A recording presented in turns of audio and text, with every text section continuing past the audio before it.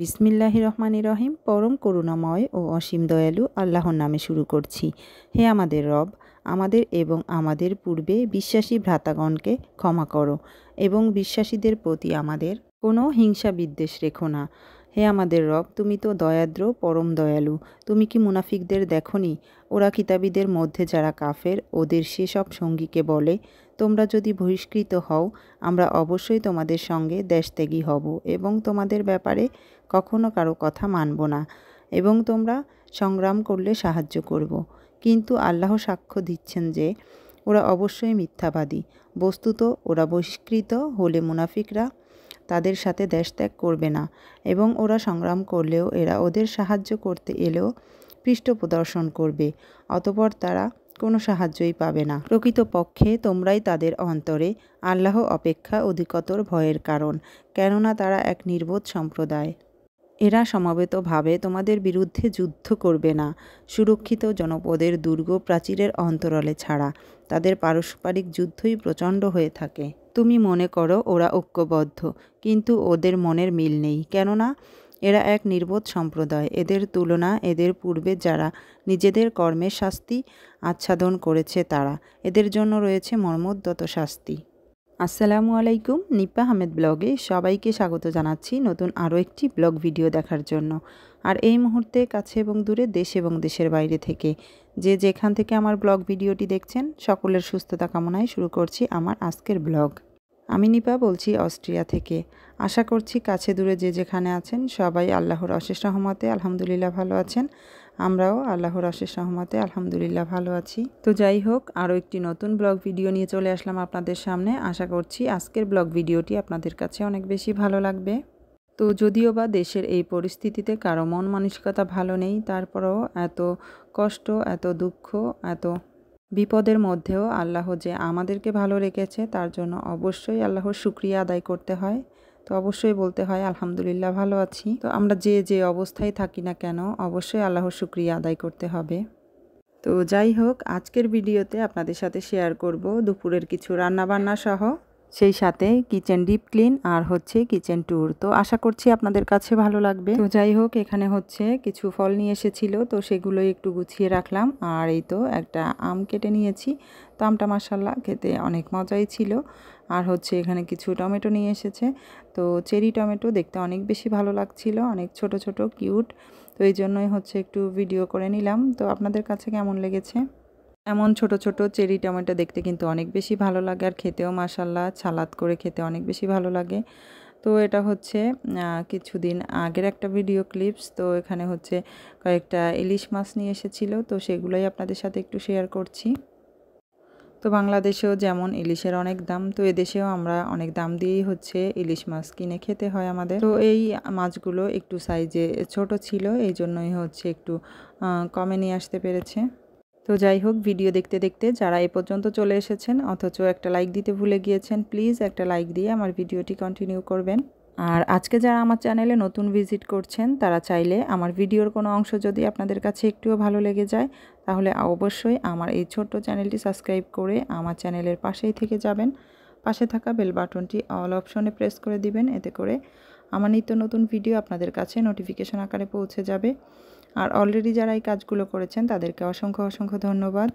তো যাই হোক, এদিকে হচ্ছে আমি রান্নায় চলে এসেছি। এখানে এই তো দেখতেই পাচ্ছেন, এখানে করলা ভাজি করে নিব। তো এক একজনের রান্নার স্টাইল এক এক রকম। তো আমি যেভাবে সচরাচর করলা ভাজি করে থাকি সেটাই আপনাদের সাথে শেয়ার করছি। এখানেই তো আমি প্রথমেই অল্প কিছু কাঁচামরিচ আর হচ্ছে পেঁয়াজ দিয়ে তেলের মধ্যে দিয়ে দিয়েছিলাম। তো একটু সময় ভেজে তারপর হচ্ছে আমি করলা আর আলু দিয়ে দিয়েছি।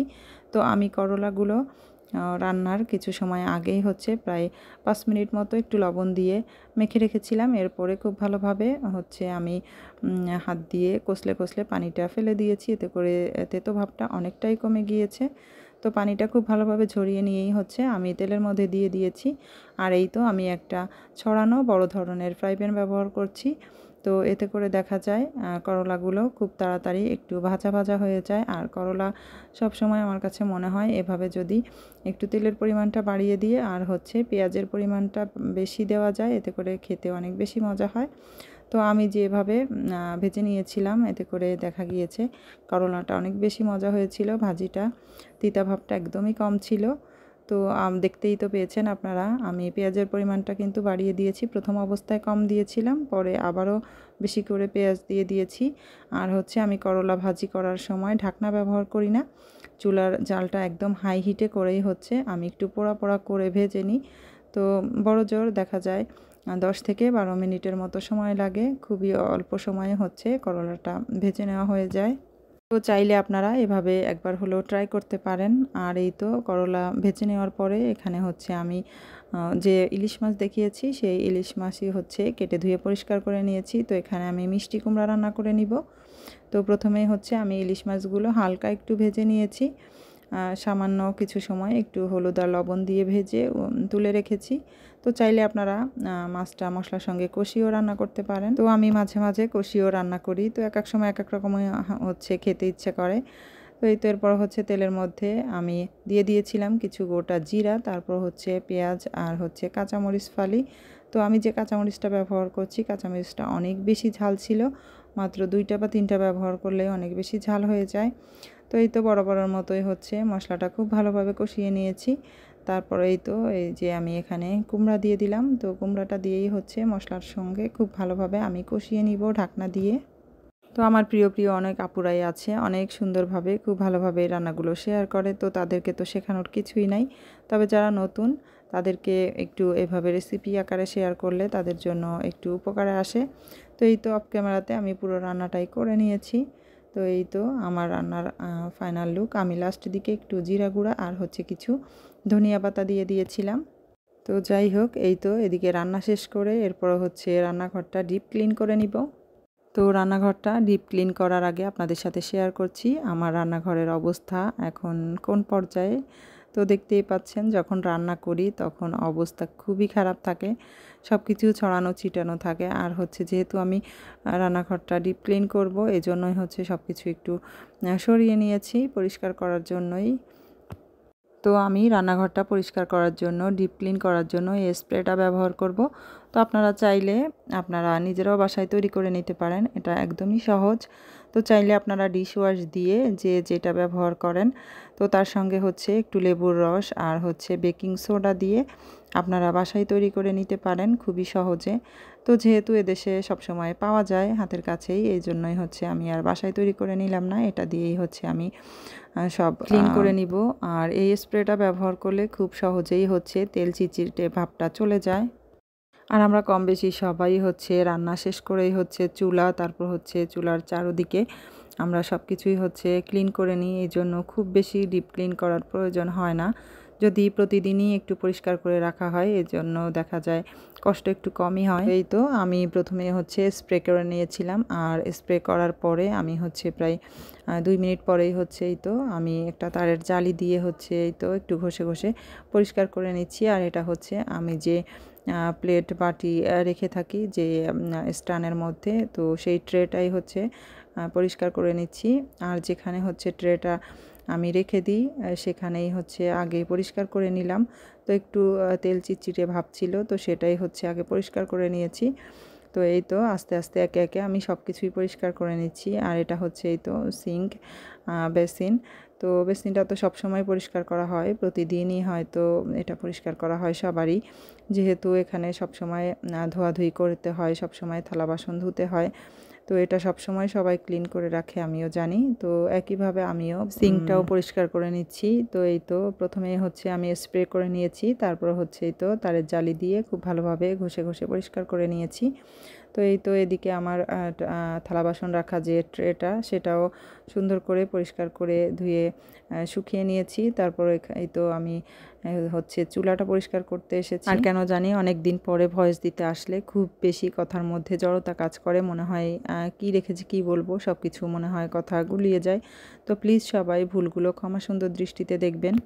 তো দেখা যায় কম বেশি সবসময় হচ্ছে রান্নাবান্নাগুলো শেয়ার করা হয়, কখনো এভাবে কোনো কাজকর্ম আমি তেমন শেয়ার করি না। তো ভাবলাম আজকে আমার প্রিয় প্রিয় আপু ভাইয়াদের সঙ্গে আমার কিছু কাজকর্ম একটু শেয়ার করি। তো এই তো আমি চুলাটাও সুন্দরভাবে ডিপ ক্লিন করে নিচ্ছি। আর এই তো এই সাইডের চুলাটা হচ্ছে অনেক বেশি গরম ছিল, যেহেতু আমি কিছুক্ষণ আগেই হচ্ছে রান্নাটা শেষ করেছি, এজন্য হচ্ছে এই পাশে আমি চুলাটা খুব বেশি পরিষ্কার করছি না। খুব বেশি তাপ লাগে হাতের মধ্যে, আর হচ্ছে গরম চুলা আসলে পরিষ্কার করাও ঠিক না। তো এই তো আমি প্রথমেই হচ্ছে খুব ভালোভাবে হচ্ছে স্প্রেটা করে তারপর হচ্ছে একটা সোয়াম দিয়ে হচ্ছে আগে খুব ভালোভাবে লাগিয়ে নিয়েছি। তারপর হচ্ছে আমি একটা তারের জালি দিয়ে যেখানে যেখানে খুব বেশি তেল চিটচিটে ভাব হয়েছে, তো সেটাই হচ্ছে আগে একটু ঘষে ঘষে পরিষ্কার করে নিচ্ছি। তো আমি তো আগেই বলে নিয়েছি, তো আপনারা চাইলে বাসায় হচ্ছে এই স্প্রেটা তৈরি করে নিতে পারেন। এটা তো খুবই সহজ। ডিশওয়াশ দিয়ে, লেবুর রস দিয়ে আর হচ্ছে বেকিং সোডা দিয়েই হচ্ছে আপনারা তৈরি করে নিতে পারবেন। তো খুব সহজেই হচ্ছে তেল চিটচিটে ভাবটা চলে যায় ওই ডিশওয়াশটা ব্যবহার করলে। তো এই তো আমি খুব ভালোভাবেই হচ্ছে অফ ক্যামেরাতে পুরা কিচেনটা ডিপ ক্লিন করে নিয়েছি। তো দেখা যাবে আমি যদি সব কিছু পরিষ্কার করা আপনাদের সাথে শেয়ার করতে যাই, এতে করে ভিডিওটা অনেক বেশি বড় হয়ে যাবে, আপনাদের কাছেও অনেক বেশি খারাপ লাগবে। তো এই জন্যই হচ্ছে আমি অফ ক্যামেরাতেই পুরা কিচেনটা খুব ভালোভাবে ডিপ ক্লিন করে নিয়েছি, আর এই তো সুন্দর করে সাজিয়ে রেখেছি। তো আমার রান্নার জন্য যে জিনিসগুলো খুব বেশি প্রয়োজন হয় সবসময় ব্যবহার করি, তো সেগুলাই হচ্ছে আমি হাতের কাছে রেখে দিয়েছি। আর যেহেতু আমার কিচেনে অনেক বেশি ড্রয়ার আর হচ্ছে অনেকগুলো বক্স আছে, এই জন্যই খুব বেশি জিনিস বাইরে রাখার কোনো প্রয়োজন হয় না। আর আমি সবসময় এভাবেই হচ্ছে কাউন্টার টপটা ক্লিন রাখারই চেষ্টা করি। আমার কাছে এভাবেই একদম কম জিনিস সিম্পল রাখতেই অনেক বেশি ভালো লাগে। তো এক একজনের পছন্দ হচ্ছে এক এক রকম। কাউন্টার টপের উপরে অনেক বেশি জিনিস রেখে দিলে এতে করে আমার কাছে ভালো লাগে না, এই জন্যই হচ্ছে আমি সবসময় কাউন্টার টপটা এভাবে পরিষ্কার রাখতেই পছন্দ করি।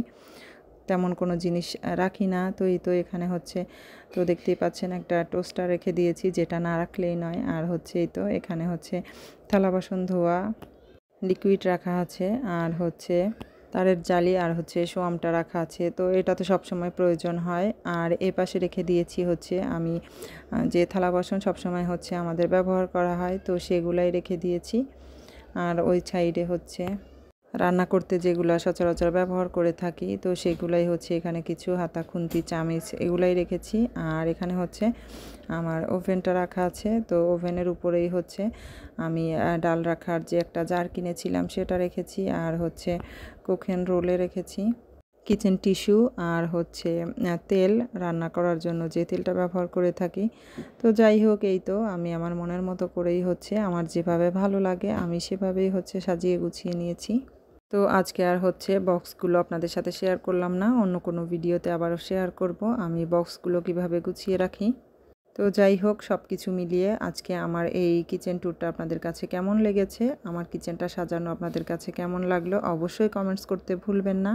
আর ভালো লাগলে অবশ্যই বরাবরের মতো like, comment, share and subscribe করে আমার পাশেই থাকবেন। আর যারা যারা আপনাদের মূল্যবান সময় ব্যয় করে আমাকে এতটুকু সময় দিয়েছেন তাদেরকে অসংখ্য অসংখ্য ধন্যবাদ।